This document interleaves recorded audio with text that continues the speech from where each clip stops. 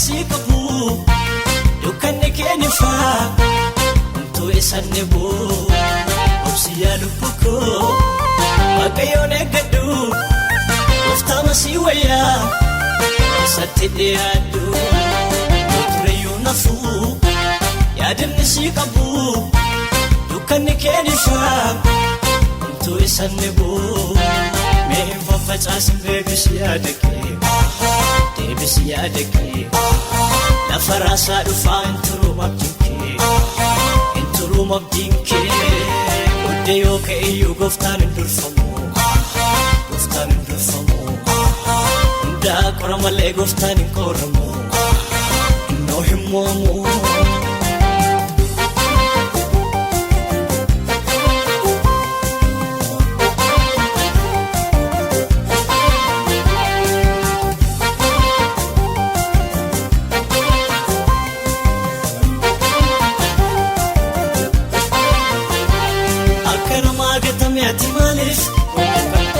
Gooftaa dhiftee malee wanta biraan bareedata Inni kan rakkoo kee fide duwwaa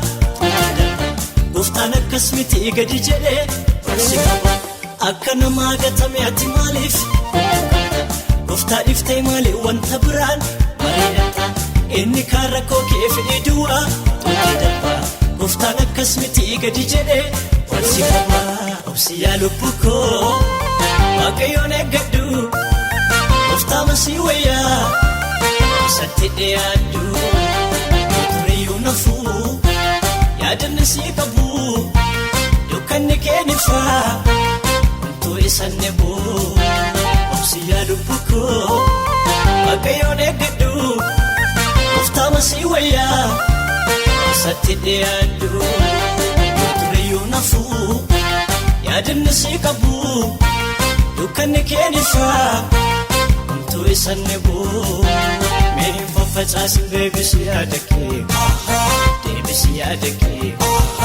Lafa raasaa dhufaa hin turuum abdiin kee Hin turuum abdiin kee Odde yoo ka'eyyuu gooftaan hin durfamu Gooftaan hin durfamu Hundaa qora malee gooftaan hin qoramu Innoo hin moomu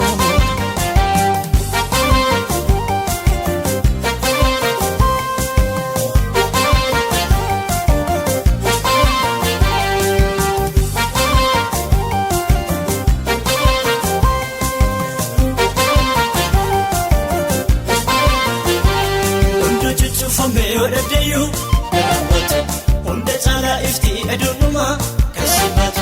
Gooftaanis deebisee si tottolchaa Kasibate Takkaa isaan jiru gooftaan siin Keessa jedhe Hunduu cuccufamee yoo dhabdayyuu Garaabatu Hunda caalaa iftii aduunumaa Kasibatu Gooftaanis deebisee si tottolchaa Kasibate Takkaa isaan jiru gooftaan siin Keessa jedhe Obsi yaalubu koo Waaqayyoon eeggadhu Gooftaa masii wayyaa Isatti dhiyaadhu Tureyyuu nafuu Yaadinni si qabu dukkanni keenya faa Untuu isanni buu Obsi yaalubu koo Waaqayyoon eeggadhu Gooftaa masii wayyaa Isatti dhiyaadhu Tureyyuu nafuu Yaadinni si qabu dukkanni keenya faa Untuu isanni buu Mee hin faffacaasin deebisi yaada kee Deebisi yaada kee Lafa raasaa dhufaa hin turuum abdiin kee Hin turuum abdiin kee Odde yoo ka'eyyuu gooftaan hin durfamu Gooftaan hin durfamu Hundaa qora malee gooftaan hin qoramu Innoo hin moomu